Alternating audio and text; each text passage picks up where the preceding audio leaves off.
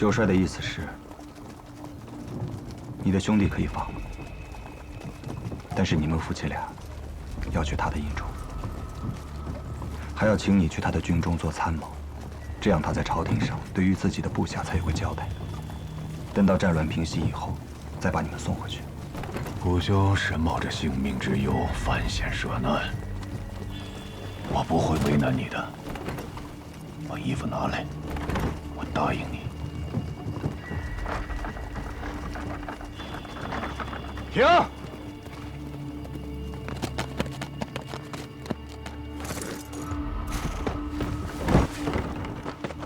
卑职九帅帐下，虎子营副将扎兰察伺候大人更衣。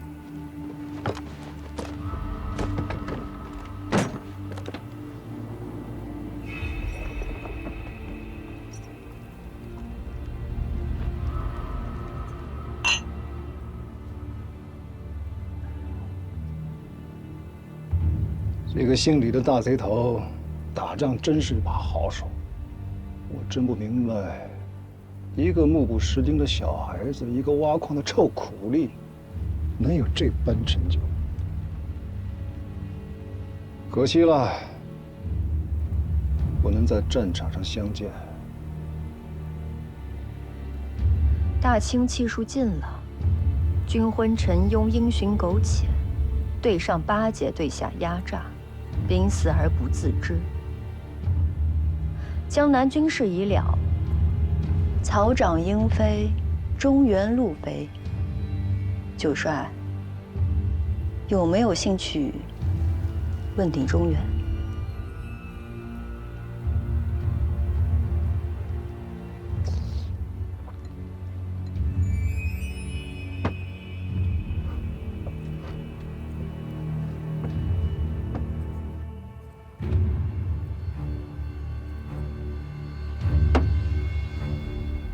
这是九帅请能工巧匠打造的好刀，只有立了大功的将领才能蒙赏。将军此次弃暗投明，必定鹏程万里。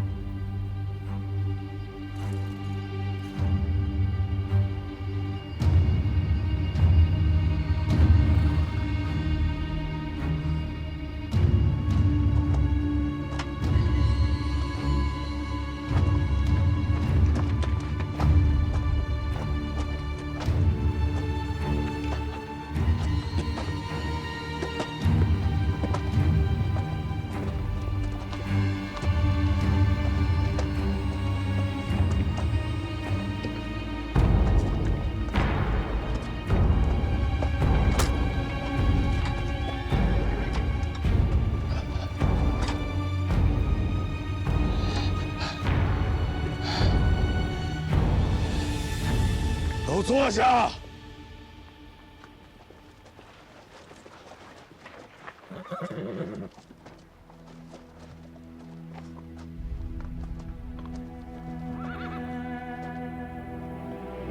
我知道，我穿这身衣裳，对不起战死的兄弟。可我不穿，对不起拼死救我的朋友。也救不了你们。我知道你们都不怕死，早在破城之日，我们就已经把命交出去了。可是今日不同，仗打完了，这辈子的仗打完了，日后谁都不许再碰刀剑，洗尽手脚，刮掉头发，回家去吧。做工的接着做工，种田的就好好种田。土地刨荒了，需要深耕一下，撒下种子。活到明年，你要相信人间自有公道。如若不信，你便这般对他。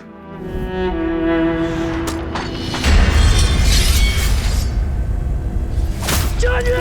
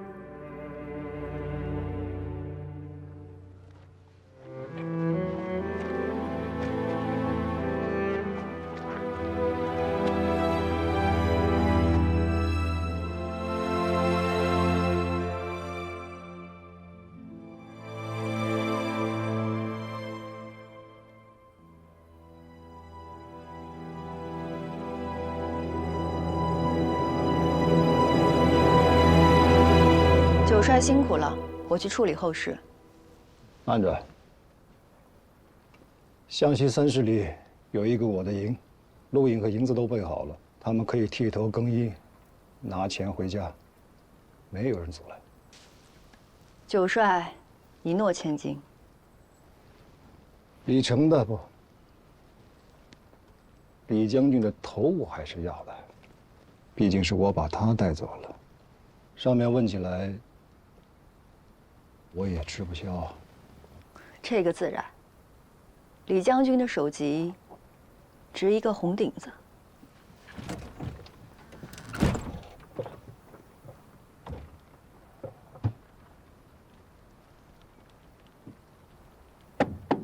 九帅有令，大队向西30里，剃头、洁面、领录影发路费，各自返乡。是，属下早就预备好了。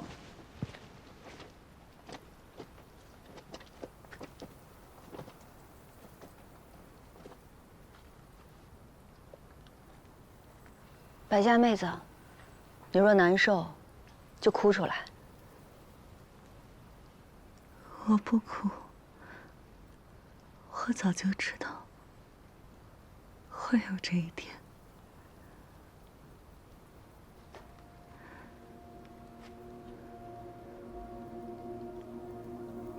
求人得人，我替他高兴。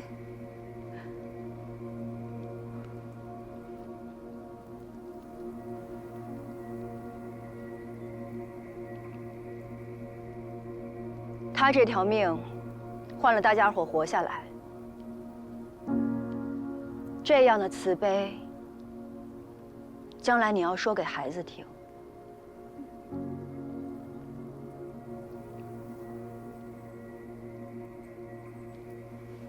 来人，抬走！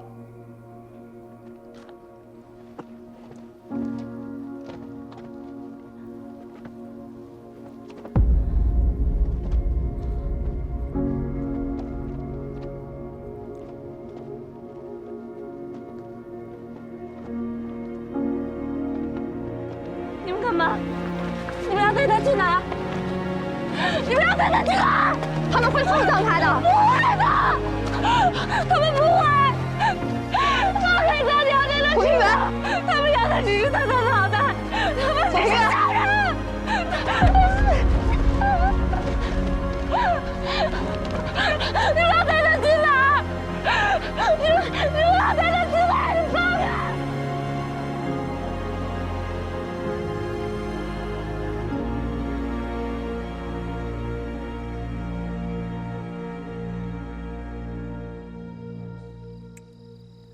白小姐还没醒，我哥呢也不干活，这全家就指着我一个人，当牛一样的使唤。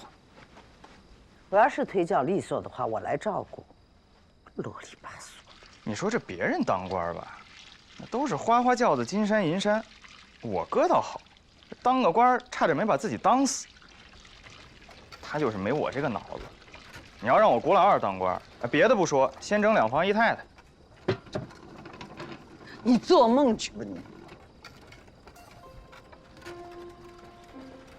娘，我跟您商量个事儿呗。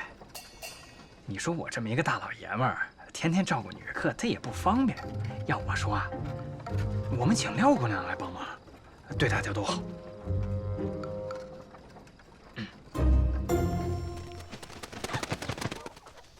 大夫，您辛苦，来，这边用茶。哎，大夫，情况怎么样啊？肺腑之间上寒下火啊，发不出来。白小姐就是不肯醒。她心里苦啊，你们小孩子怎么能知道呢？哎，去看看白小姐。啊。大夫，能有好办法吗？她这脉象比80老翁还不如。一个人想求死，就算是扁鹊华佗也没用。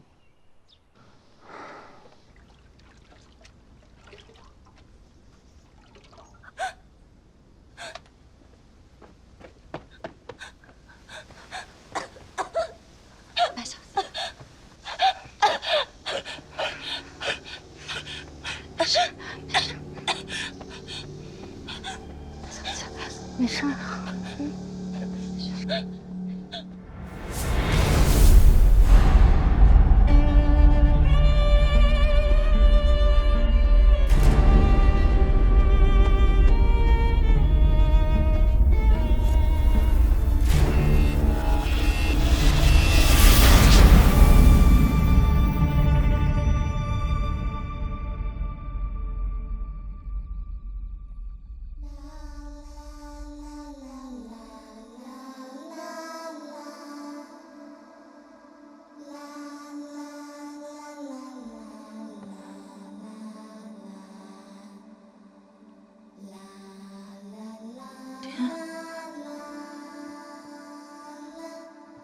爹，我可算是见到您了，爹。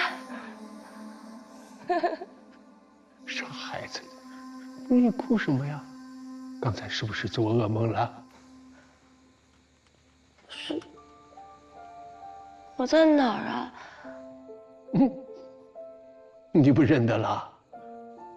这山上都是咱们家的茶园，我常常在这里喝茶。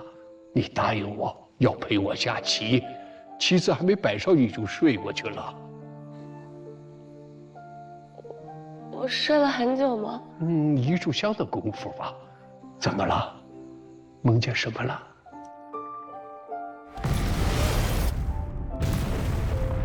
我梦见忽然之间兵荒马乱，我被抓到了贼子的军营里。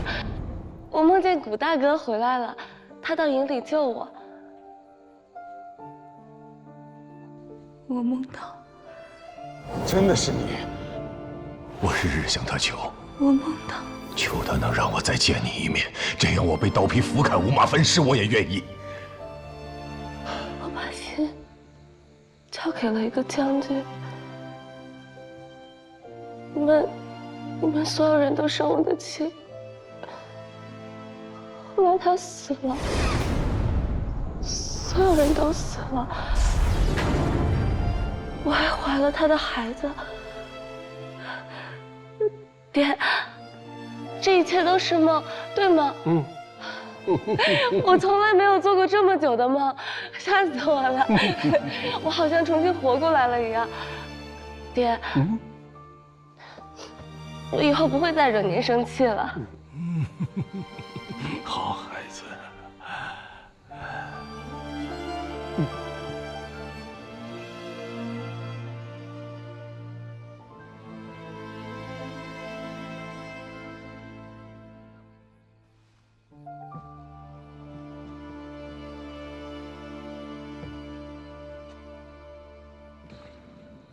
那我问你，如果那个将军再来，你还是会跟他走吧？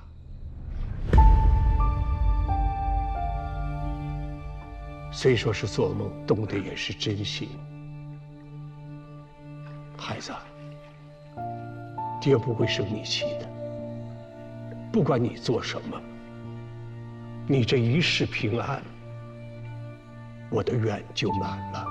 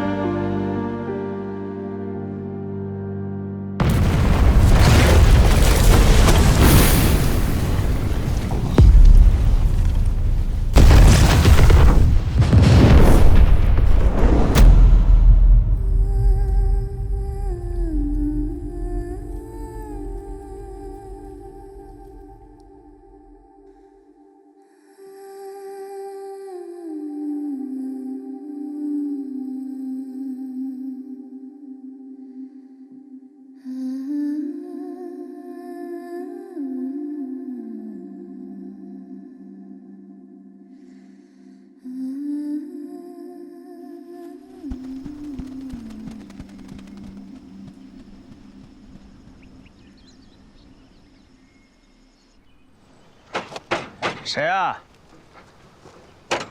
来了来了来了！哎，二爷，老太爷，我哥身体不好，他不能见客。我们是真心的来看看古先生。既然如此，我就不进去了。二，礼物。胡老太爷，哟，古先生，你怎么起来了？你不是身体不好吗？你这是……哎呀，胡老太爷，是我怠慢您了。来，进屋说。哎，好。老太爷，有什么话您不妨简直了说吧。听说你跟京师李万堂家有故旧之交？哦，谈不上什么故旧之交，我跟他公子李清倒有些相识。李万堂可是江北第一豪富啊，我哪高攀得上？哦，是这样。你这个天下第一茶，可把他惹恼了。他召集了很多的茶商，搞得同仇敌忾。今年1两安徽茶都不许买。李万堂有那么大能耐？李百万他老人家家大业大，我们也不是1天2天的关系了。要不请老爷子出来调解一下？毕竟古平原的事情是他一个人的事。这把我们所有安徽的茶商都算进去，恐怕有点不太合适吧？对呀，他一个人的事儿，这匾可挂在茶商会呢，这话怎么讲？哎，不是那个意思。这圣母皇太后啊，给我们这块匾，它不是我们求来的。这天上掉馅饼砸脑袋，没地方说理去啊！这还恨上我们安徽的茶商了。我们也委屈啊！对呀，理儿是这个理儿，可那些个茶商不干呀，赔了这许多银子，都让你们徽茶争了彩头。现在这世道，兵荒马乱，走到哪儿都得用银子说话。我们家老爷子的面子值不了那么多。我这次来呢，就是打算和大家伙商量一下，啊。今后如果还想和李家合作的话，这次春茶的价格打个折。这李万堂跟洋人有交情，这私底下订立了一个什么攻守同盟。哎，这些洋人今年1两茶都不收，这可就糟糕了。慢着点，老太爷。我家虽然是世代种茶，可是我卖茶确实没什么经验，您得教我。这往年呢，咱们安徽茶有3个去处，第一呢是全国的茶店，2呢有一部分销往蒙藏、新疆，第3呢就是绝大部分都运往广州，交由13行代销给洋人。咱们安徽全省的税银和老百姓的吃喝都在这上面了。这不是打仗了吗？朝廷允许咱们就近运到上海，可是今年上海的合约迟迟未到，这仔细一打听，才知道是让李万堂给劫了去了。他拿到了茶叶专营权，洋商不跟我们买卖。大家伙想来想去，这没办法，这是让我来跟你谈谈。找我谈有什么用啊？我跟洋人又没打过交道。你跟我们不一样，你好在是个官绅，总能去斡旋一下，帮助咱们安徽茶商这度过此劫。我做这个安抚使吧，确实要跟那些当官的打交道，但我自己本身不是官绅啊。您是知道的，我是宁古塔逃回来的流放犯，九死一生啊，好不容易又回到徽州了。能够过几天清闲日子，在家中服侍老娘，心满意足了。至于说到做官，或者像您这样，管着那么多茶商，我是真没这个野心了。承蒙您见谅。哦，原来是这样啊！那就打扰了。告辞。哎，老太爷啊，那李万堂这么欺负我们徽商，他到底想干什么？他说你这天下第一，他抢了他的风头，你要是不死，他就不安生。啊？他真这么说的？啊！我不死，他不心安呐。好啊，我就让他更不心安。这事儿一碗水端平了，老爷子在外头才好讲话。那您是说几折呢？咱们说呀，说呀，2折吧。啊，2折！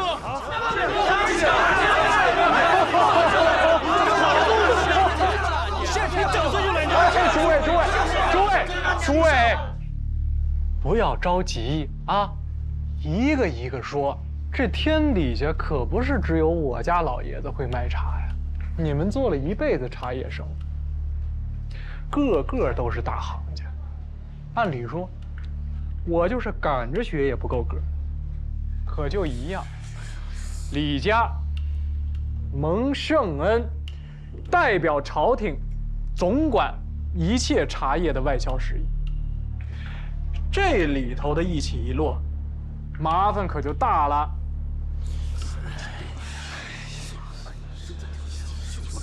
借着朝廷的势力来逼人做生意，可不是英雄好汉呢。哼！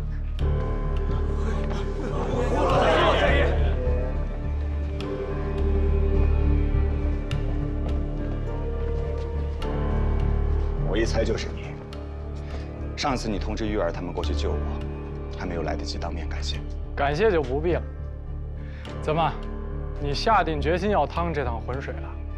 诸位，我看在古平原的面子上，原有的折扣加上1成。不过这也就到头了。你好大的口气啊！兄弟，我可不敢苟同。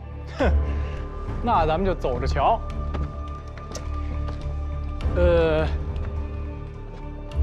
我在客栈再住上3天，然后就回京师。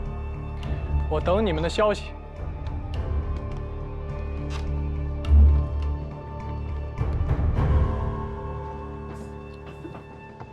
哎，听我的，来。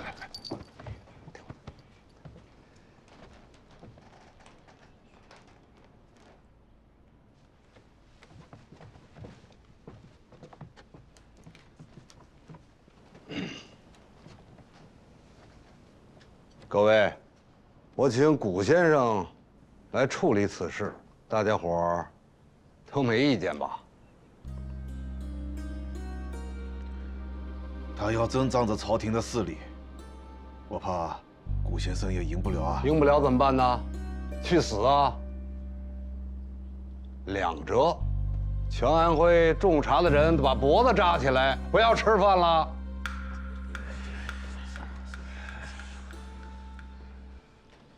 我觉得，无论如何，咱们都要和他们斗上一斗。这2折的价格是李万堂他自己定的，朝廷哪里管得了那么具体？李万堂手眼通天，长江南北这么多茶户，那些大茶商又恨我们，怎么个斗法呀？对呀。现在不像之前，不是只能通过广州13行去和洋人做生意。兄弟，我想跑上一趟，把这条路给他踢开。他李万堂能做到的，我们一样能做到。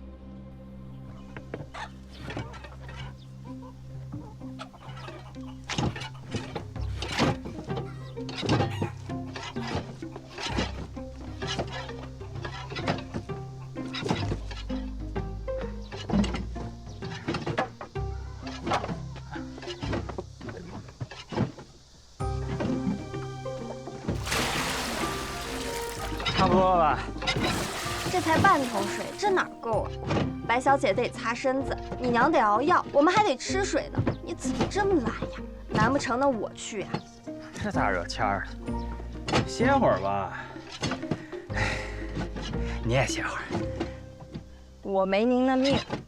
那山下药店里有卖现成的，买点就是了呗。买现成的不得银子呀？您倒好，上嘴皮碰下嘴皮。那行啊，我去买，拿钱来。啊？嗯。好。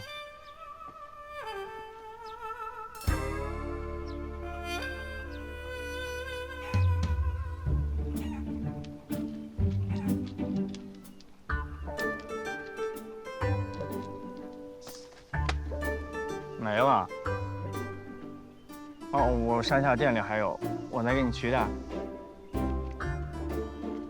回来。嗯。快点。拿着。你给我钱干嘛呀？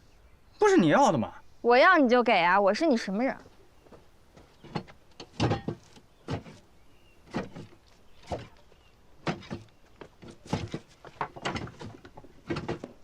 你放那儿吧，我来干。啊？不是我还能干。你过来。你要能干的话，把这忙给我帮。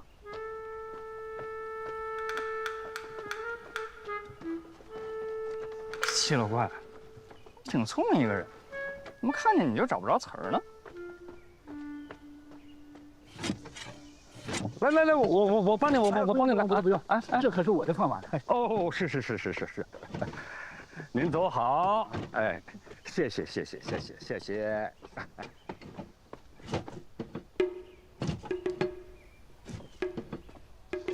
小子，刚才干嘛呢？我就干活回来，然后我说这个葛根粉可以下山去买，小姐就不高兴了。当然不高兴了。哦，人家帮你照看病人，你还让人家自己掏银子下山抓药，哎，你是不是太过分了？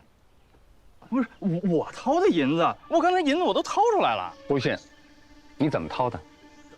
怎我就给他了。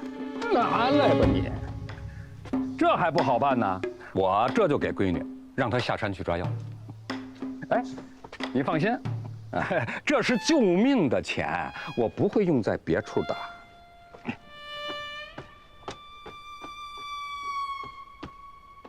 娘，你喊我。再有人来拜访你哥，你给我拒在门外。不用，娘。那我哥不在，生意就不做了。那他们有事可以和我谈啊。过来谈，过来跟你谈。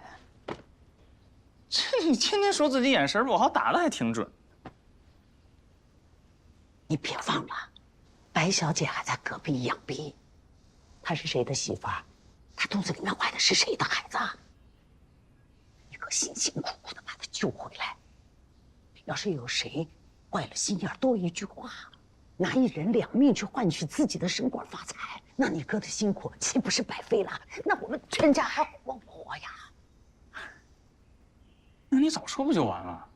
我又不是不懂事儿。要我说这事儿啊，我哥干错，我姑老二都比他敬我。对，你精，你聪明。我觉得我们对白家也算是仁至义尽啊。你说那个白一梅，她够亏欠咱们的。从小的婚约是吧？她跟那个主将跑了，还怀了人家的孩子。那我哥费劲费钱费了半条命才把她从刀口救回来，怎么算也不值当。对，你聪明，你比你哥聪明，对不对？你多，你站起来，你看这身上跪的，你说说，这灰呀，这孩子。啊？哎呀，大白天不要拉拉扯扯的，成何体统？哎，轻点。我天哪！啊！我天哪！没看见？哦，他买药去了。买药？啊，他身上没钱啊，怎么买药？他刚才来，然后问我干什么呢？我说我干活回来，然后我跟你说我下山买药。他说他去买，然后我就把钱给他了。我跟你说了多少次了，别给他钱，别给他钱。他下山不把裤子都输没，他是不会回来的。我跟你说了那么多次，你怎么就记不住啊？不是，他不是你爹吗？你就当我孝敬他的行不行啊？不然他老人家回头一生气的，他不同意我们俩的婚事，我可怎么办呢？你呀，就等着受罪吧。哎，我给你带了2罐这么好的茶叶，你却在那里喝酒。茶水这东西越喝越清醒，不如你陪我喝酒。来，尝尝洋人送我的葡萄酒。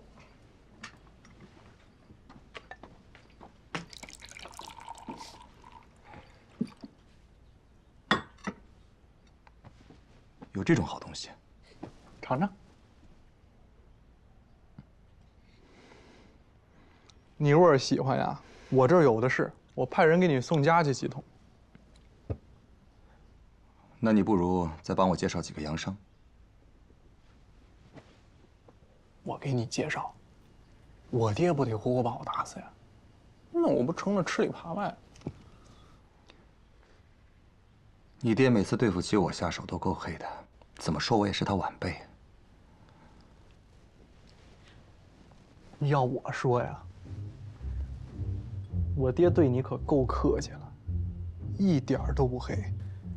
那万茶大会，我爹花银子跟泼水似的，好容易搭起个台子，嘿，结果整出戏让你一人唱。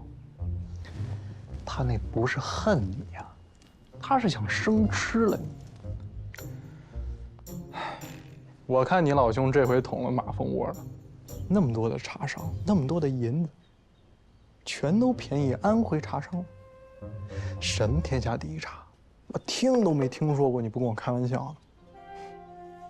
我爹昂首挺胸来了，垂头丧气走了，要让人说上一句哟，李百万原来也有靠不住的时候，那不会了，他不收拾你收拾谁呀？他没法交代。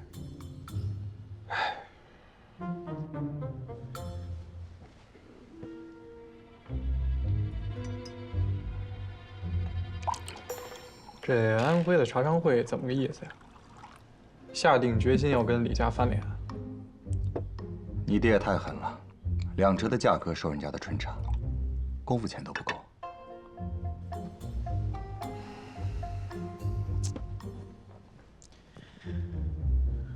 这事儿啊，我做不了主。把话带到了算完。知道为什么让我来吗？3个字儿，找挨骂。这话倒是痛快，可不是吗？我这次来本身是打算找你好好较量一下，可现在这情况也太胜之不武了。下次等我有自己的生意的时候。那你什么时候才能有自己的生意呢？我爹说了，等南方克复的时候，把家里的盐业生意交给我，掌管南7北6，300多家盐店。其实也不用300多家，一家就行。只要我能自己拿主意，省得一天到晚跟他屁股后头老干这种找挨骂的活。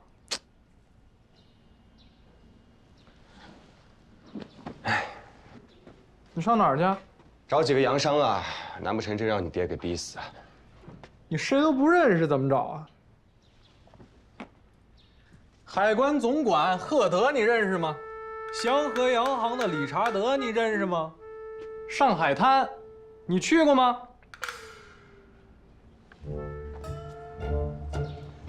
要我说呀，你听我的，老老实实买根绳子，在我们家门口这房梁上吊死。我拿你尸体呢，给我爹去解解气，我保证厚葬你。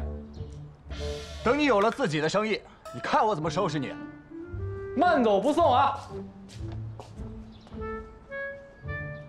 我昨天我刚借过他钱，想想办法嘛。我找个借口吧，不然的话他又觉得我不着调。这时候想的倒是挺老二啊，收拾东西跟我去趟上海，我们下午就走。我去跟娘说一声。哎，哥，我还有事儿呢。什么事儿？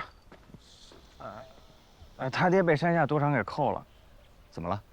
我跟老二说，别给我爹身上放银子。老二傻乎乎的，昨天给我爹塞了1把碎银子，结果怎么着？昨天晚上就没回来。刚赌场捎信来说输了500两，下午必须赎人，晚1个时辰就少1根手指头。我俩就商量怎么办。那有什么好商量的？我把银子给你，你赶紧拿去赎人。这2天我跟老二要出去一趟，白姑娘和我娘辛苦你照顾了。好，哥还是你仗义。其实我俩刚才还商量着，说怎么找个借口管你借钱呢。什么都说。我天天打我，这给他惯的。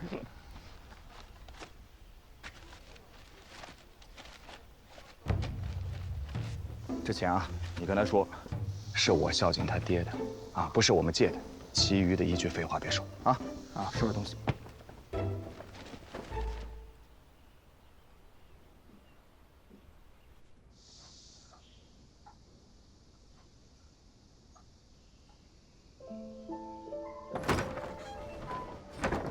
顾大哥，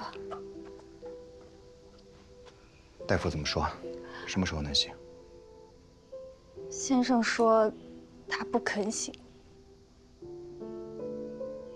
不肯醒，不肯醒是福气啊！我就没这福气了。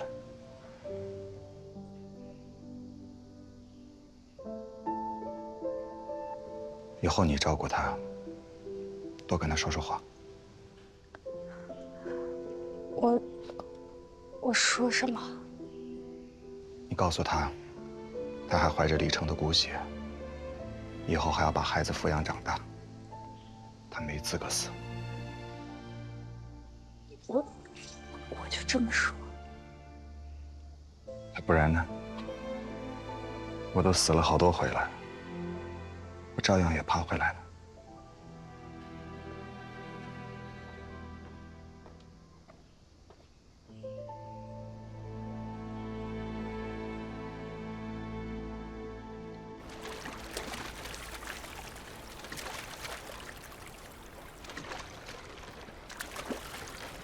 你说把这艘船买下来要多少钱？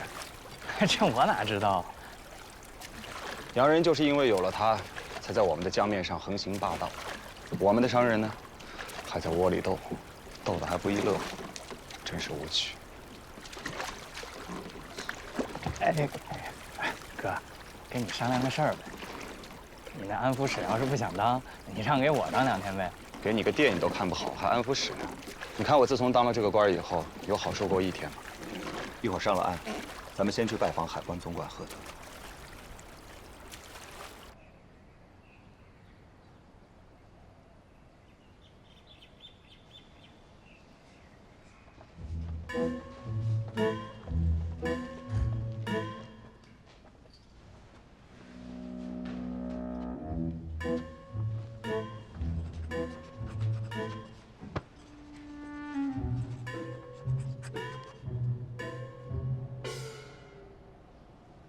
你干嘛？这口比我还正。我们赫德大人受朝廷恩宠，主管我大清海关。他的儿子考科举都有功名的，那八股文写的，主考官都拍案叫绝呀。你说那猴崽子真是个举人，看他考下一场了。吴先生，有什么话你就直说吧。赫德大人，我想请您约祥和洋行的理查德先生出来，我想认识他一下。你认识他干什么？此次合肥大节，安徽今年茶叶丰收，地方上都等着这笔钱呢。茶农要支持家用，官府要慰藉流亡，朝廷上也希望地方尽快的恢复元气。可是这理查德先生今年1两安徽茶都不收啊，我不明白他是什么意思。买卖这个事儿，本就是双方自愿的。理查德是个商人，他隶属东印度公司，他若不买，你也不能拿帽子去压他呀。那我总不能原路回去吧？这样，无论如何，请您约他出来。要是谈不下来，算我无能。你今儿还真来巧了，他正在我后花园喝茶。不过，我要告诉你啊，这人你可得罪不起。So technically, the whole ship was looking at me, and it was so funny. And I was like, what? Why? Oh, look at these guys. Probably Ladies, asking for more money. If you'll excuse us. Ladies. 这位就是理查德先生。This is Mr. Gu, represents the Anhui tea merchants. He came from his hometown.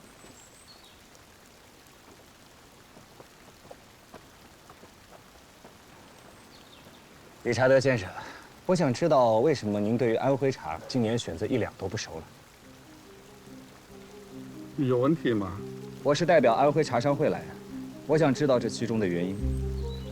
我和金市的李万滩先生签了专属合同，我只从他手里买茶叶。是不是安徽茶和我没关系，你们的诊断也和我没关系，请不要浪费我的时间。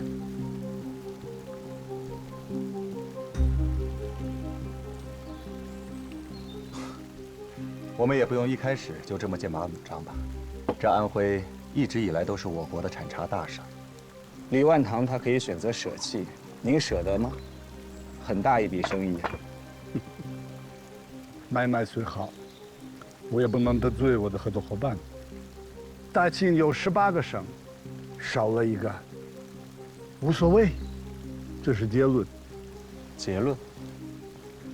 还有，你不要找其他洋商谈。大清律法禁止中国人私下里和洋人做买卖的。我劝您话不要说得太满，我可以再给您一个机会。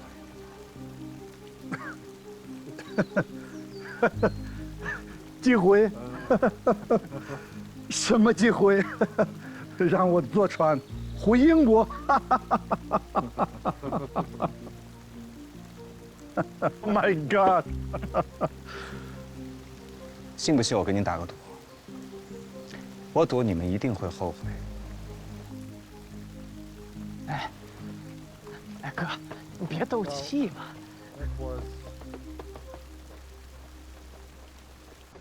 娘，回来了。刚才我就听你急火火的。老二跟我说出事了，吓我一跳。白小姐去哪儿了？哪个白小姐？娘啊，一梅。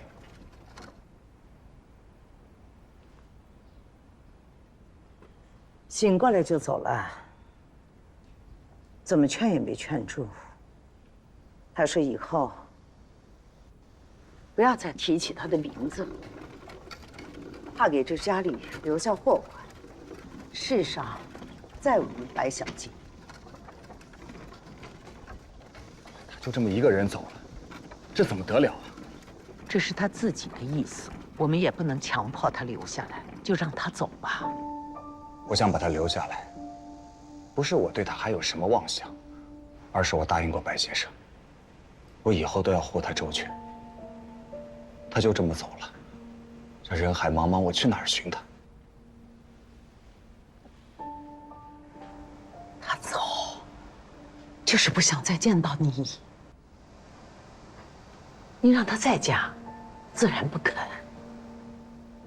让他坐在这儿吃白饭，等着自己的年华老去，那他不是更不肯了吗？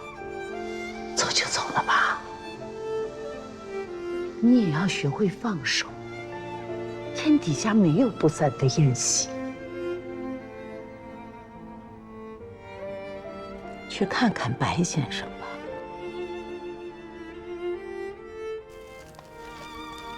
娘，一梅走的时候还说什么？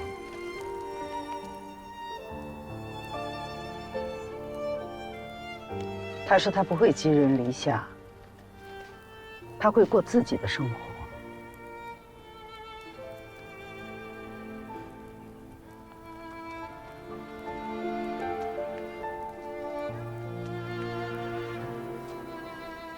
她一个弱女子，倒是比我更有豪气。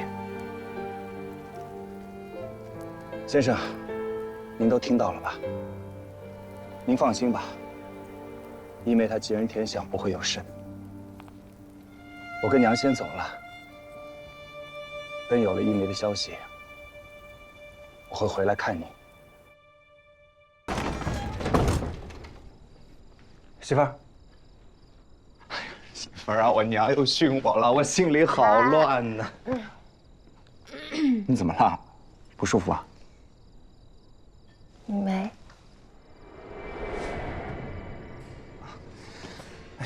那这次无论如何呢，你一定要帮我拿个主意。你就说吧，我这个官儿是当还是不当？你也不是什么官迷，当不当的，心里不清楚吗？ 就是不清楚，我才问你的嘛。让我抱抱。你别过。哎呀，抱一下。哎呦，媳妇儿啊，我好累啊。你看，体检过你了。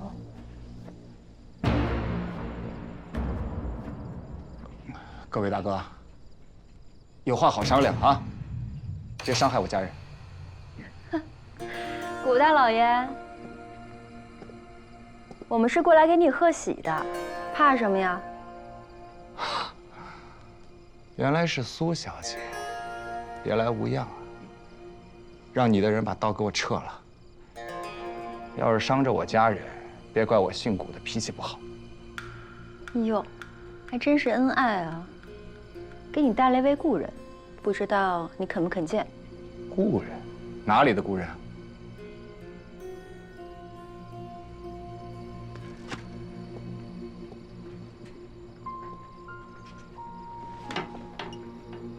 一梅，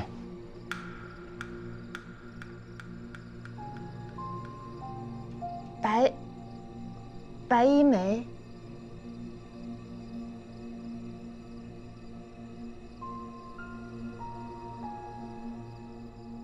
顾大哥，常家妹子得罪了，我给你们赔礼。一梅啊，你这是做什么？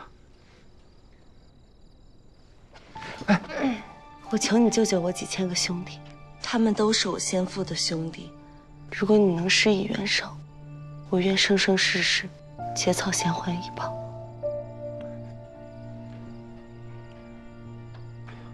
苏小姐多厉害呀，你求她呀。她若都帮不了，那我也帮不了。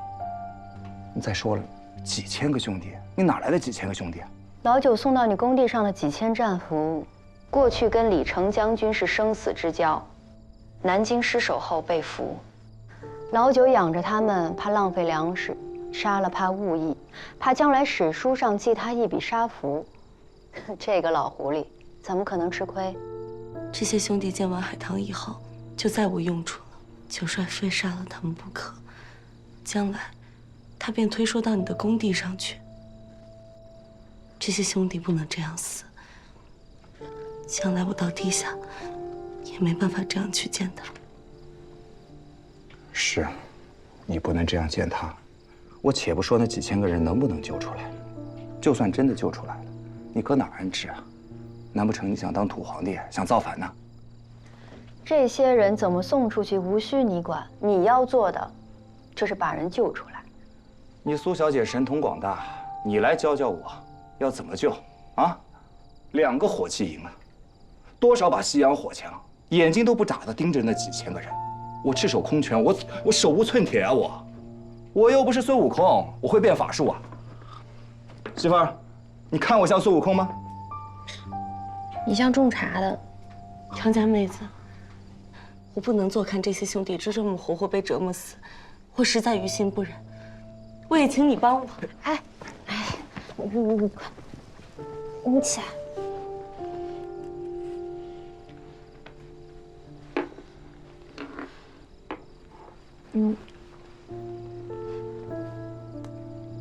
白小姐，你说那几千兄弟真的会死吗？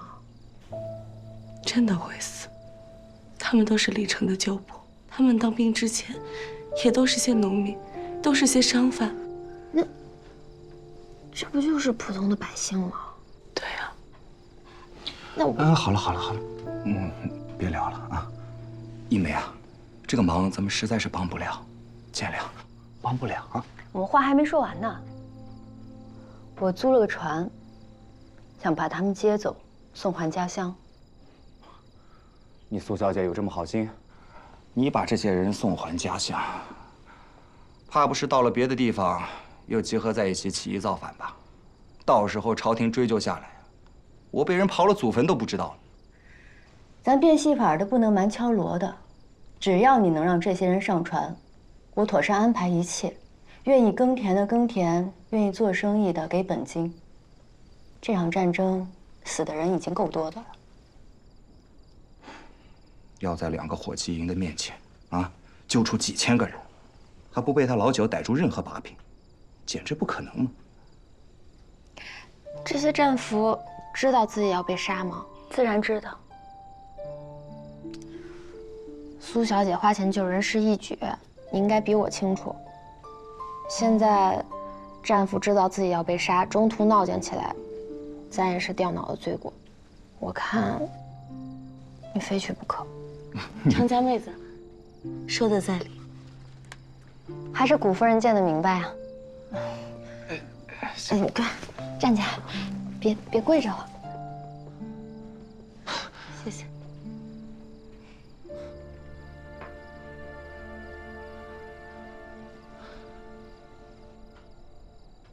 来，兄弟，砍我一刀，头疼的厉害。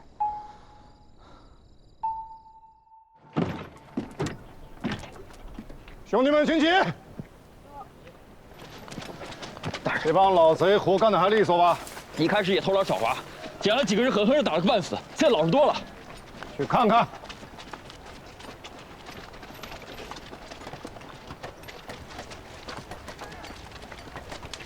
伙食怎么样啊？那没得说，比监狱里强。真的假的？你们贪银子别太过分，毕竟还得靠他们干活呢。哪敢呢？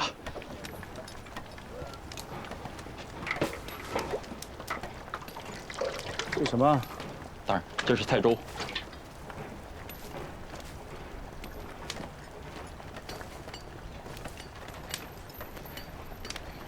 这是肉啊！这是菜里的虫子，哪能真有肉啊？你不能这样啊！干那么重的活，就吃这个，身上没劲儿，知道吗？大人，他们身上有劲儿，就该造反了。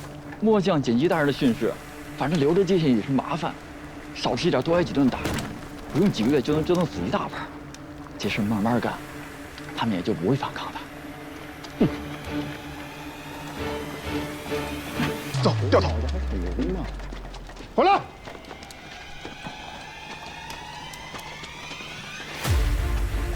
放！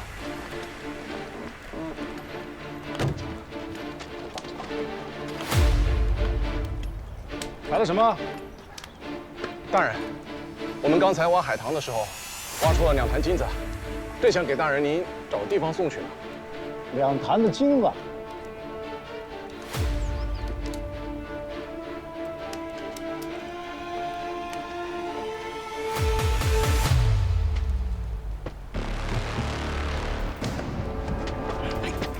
干嘛呢？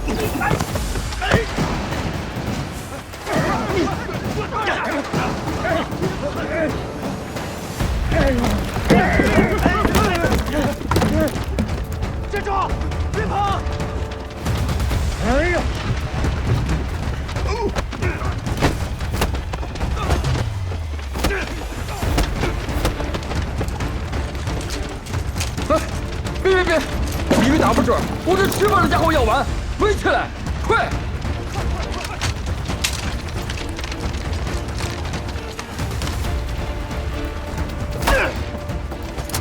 会长玩意儿！放我出去！哎，求求你们了，放我出去！哎呦喂！哎呀！哎呀！别动！再动扎死你！顾先生，顾先生，怎么了？海棠出事了，出大事了！出什么大事了？九帅让把他给绑起来了。胡说！九帅英雄盖世，岂能说绑就绑啊？我哪知道啊！九帅那是爵爷，在我的地界上，万一出点事儿，我担不起这个责任。您跟着我去看看。哎呀，这下糟了！我家今天炖了排骨了，你我吃上一口，我随你出发。哎呀，吃什么排骨啊？万一九帅出点事儿，把我绑在菜市口，活剐了，我就是那排骨，啊，知道吗？你跟着去吧。放了九帅，把九帅放了！快放人！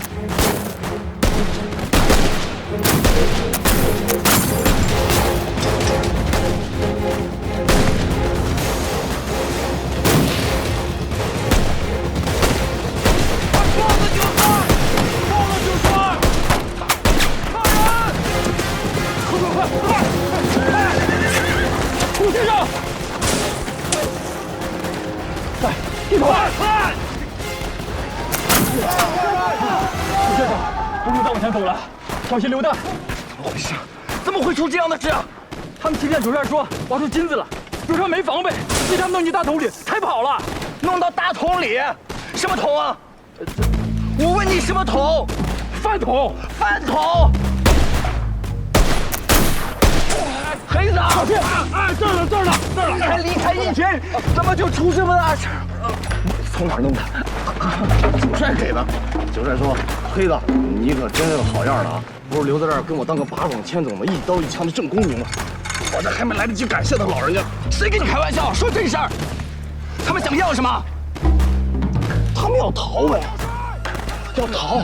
他们整天关在地底下，没个人样，反正早晚是个死。然后他们说，只要九帅不放他们，他们才肯罢手。哎呀，他不可能！这一个营的人要是都逃了，那咱们全家都得死啊！放我们出去！放我们出去！我们就放了他！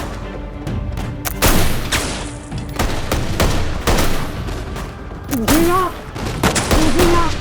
苏大人，快去让两江总督带兵过来，我解决不了了。不会，可九帅传出死命令，说谁都不让说，他怕丢面子。他倒不怕丢了性命。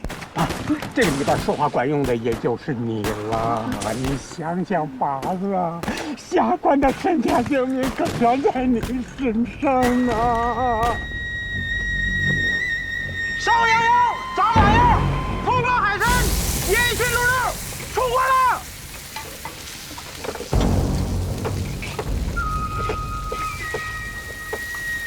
我是送菜的，站住！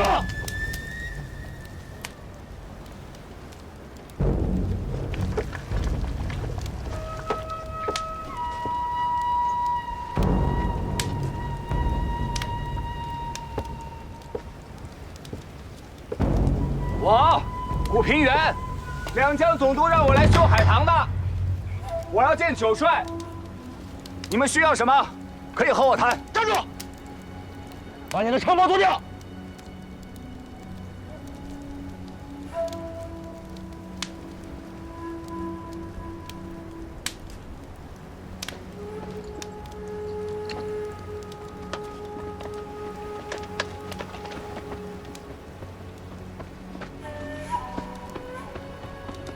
进。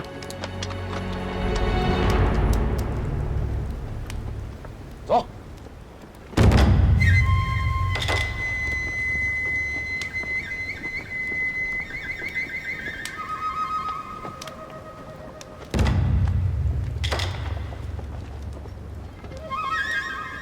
哪一个？你是首领啊？我古平原，修海棠的，我要见九帅。我是来想想办法，看有什么可以帮到大家。老九杀了我们那么多人，我们今天把他剐了下酒，用你帮什么忙？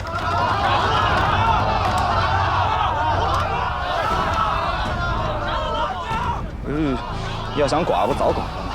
还用等到现在是不是？你们到底想要什么？都可以谈的。想要什么？想造反行不行？不可啊！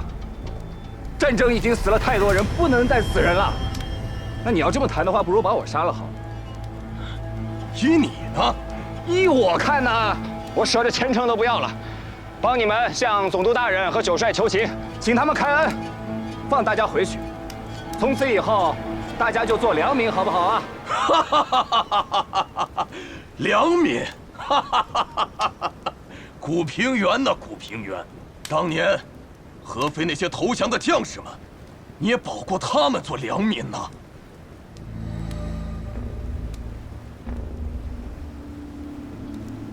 你认识我？兄弟们，知道这人是谁吗？他就是逼死了咱们李胜将军的古平原。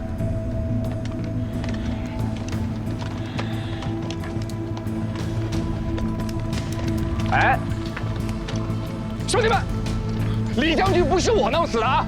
你来真的！我要见九帅。打死了便打死了，待会儿老九真要见他怎么办？快走！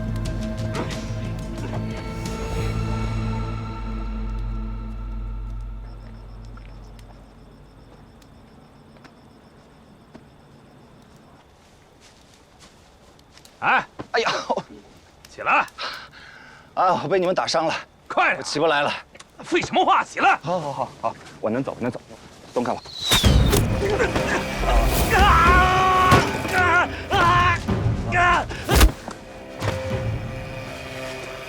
玉儿，哎呀，哎，你怎么来了？我不来，你真想让我当寡妇呀？我这样你也能认出来？不是，那我刚才被人欺负的时候，你怎么不来救我啊？那么多人呢，我又不像你一样蠢，你以为自己是铁打的呀？来了，架着我，走，咱们出去。哎呀，你别跟我捣乱了，我还没去找九帅谈呢。可我要吕洞宾不识好人心，是不是啊？没我你几个脑袋够用啊？怎么还没过去啊？老九都推了。啊，知道了，马上来了。我一箭射死他，咱们逃出去。哎呀，别捣乱了，把武器松开，咱们大大方方的出去。我让你看看你男人是怎么打遍活人的。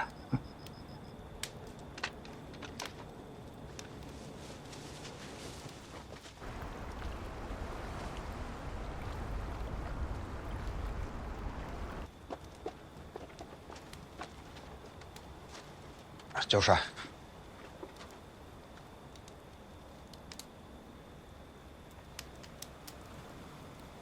五兄弟，你仗义。刚才听说有人闯进来，就知道是你。除了你，没有人这么有义气了。您也是打了一辈子胜仗了，怎么被人弄到饭桶里去了？我还被人莫名其妙的打一顿，这谁安排的都是。谁在笑啊？九帅，这是我夫人，她怕我有危险，所以过来保护我。我们犯了朝廷的侵犯，全家人得掉脑袋，你还孤注一掷，哪有这么多理儿可说？你们当官的哪个不是欺上不瞒下呀？这犯了侵犯，该怎么辩故事，那就全凭你们一张嘴了，对吧？别把我牵扯进来就行。哼，那出了事儿是你的事儿，怎么就我的事儿了呢？你和他们是一伙的。哎，九帅，借一步说话。来，媳妇儿，来开开眼，开开眼，开开眼。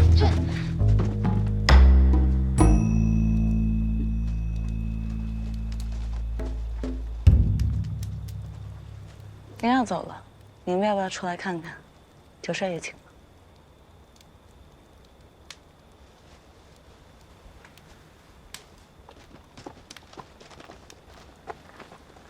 走。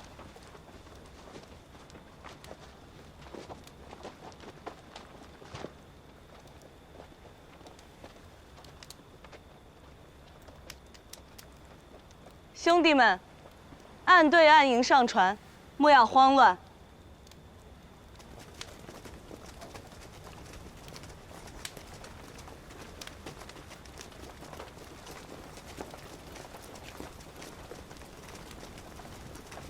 谷大哥，这是我孩子，来，多谢谷大哥成全。自此一别，天涯万里，再难相见。照顾好自己。月儿姑娘，照顾好自己。